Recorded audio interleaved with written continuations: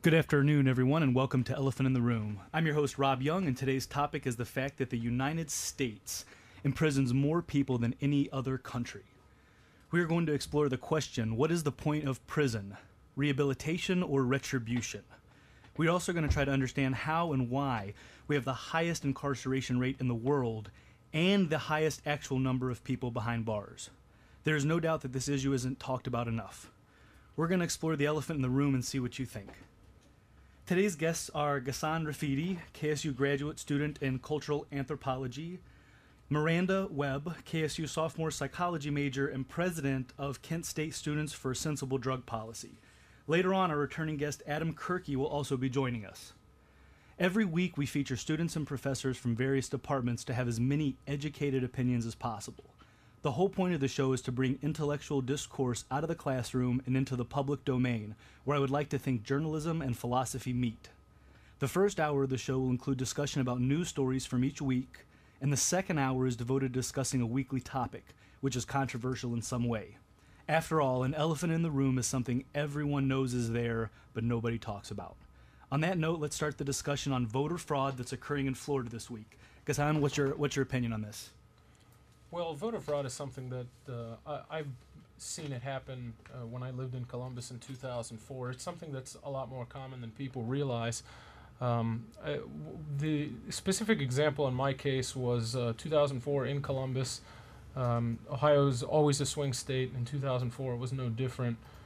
There were people who were acting as if they were Democrats. Two examples. The first time somebody came to my house to remind me when I should be voting for John Kerry, and it seemed to me like they purposely put the wrong date on the information card that they were passing out. They were saying that you should vote on Wednesday, November 3rd, which wasn't actually the date of vote. The voting day was the day before, Tuesday, November 2nd.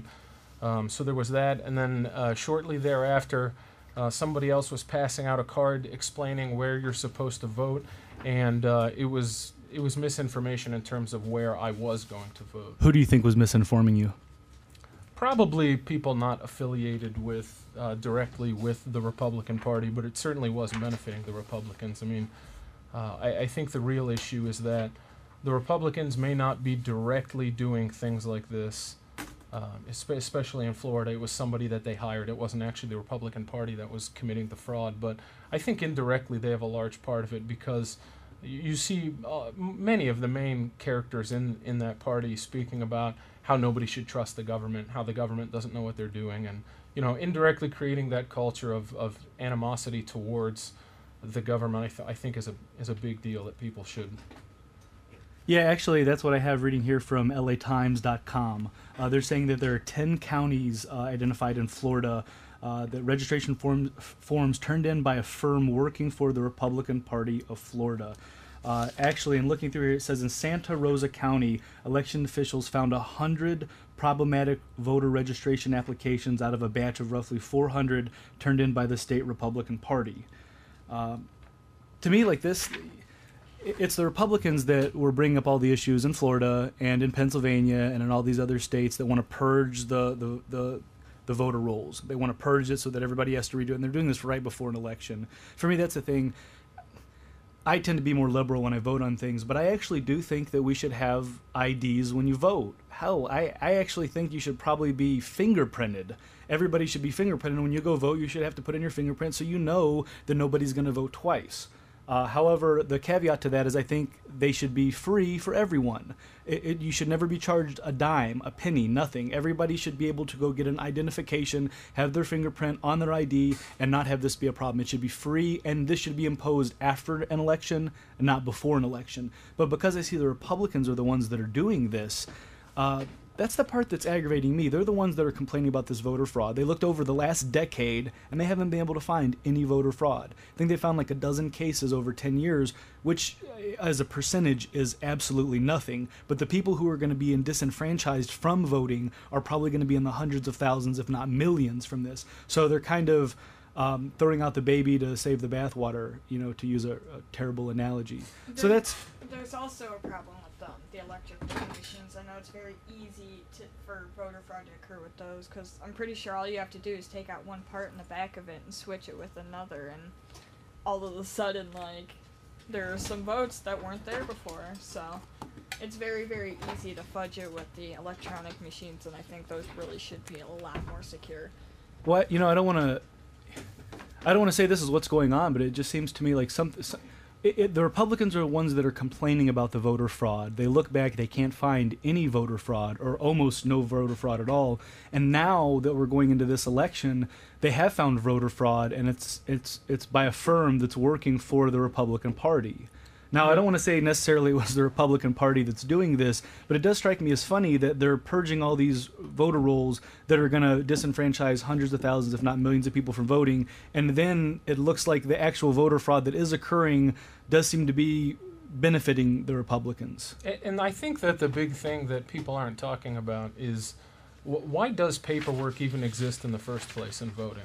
I mean, if the Republicans really behaved the way they preach, then you'd have a situation where we wouldn't have paperwork in advance of voting. We'd have instant registration.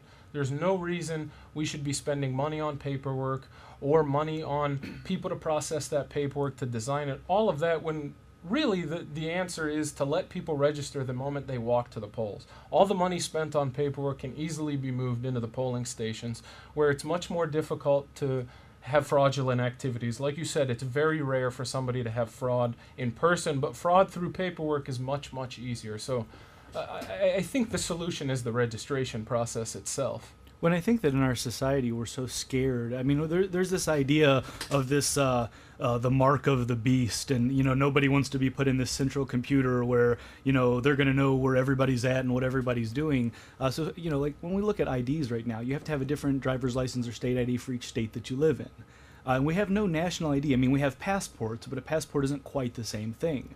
I don't understand why every person at the age of 17, 18, 19, 20, whatever you want to call it, I don't understand why they wouldn't just at that point, here's your United States ID card. It's got a picture of you and it's got your fingerprint. So wherever you go, you just put in your fingerprint, you show your picture. As long as the two things match up, you're good to go. Make it free. Make sure everybody has one, whether you're rich or poor or whatever job you do for a living. If you're a United States citizen, then you should have this type of ID. And then all of this would be ancillary. They'd have everything set up. They'd be able to track who's voting. They'd be able to track how many people are voting as a percentage of the population.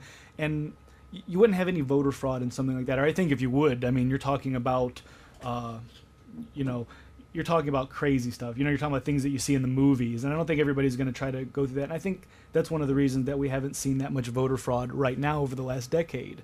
The idea that I'm going to risk going to jail to get one more vote in, or even in this case with the Republicans here, to get 100 more votes in, to me that just sounds a little crazy, and I don't think you see that much of it. And it actually strikes me odd that we're even seeing it now, and it strikes me even odder that we're seeing it from the Republican side. Yeah, and I think there's a lot of good intentions in using an ID in order to vote, and fingerprinting and things like that. But when you look at the reality of it, it's not rich people that lack an ID. It's not the wealthy that have a problem being able to vote. It always ends up being an issue in poor communities. So I think it's possible to eliminate some fraud in that way, but I think it creates more opportunities for keeping people away from the polls in the first place. It's almost like a poll tax, I would think. You know, it's the thing that a lot of people, you know, if I talk to the average person out there, they say, why can't these guys just go and get their ID and register to vote normally? And it's like, well, you know, you might not understand that $35 for that ID might be that person's lunch every day that week. And I think that's some of the things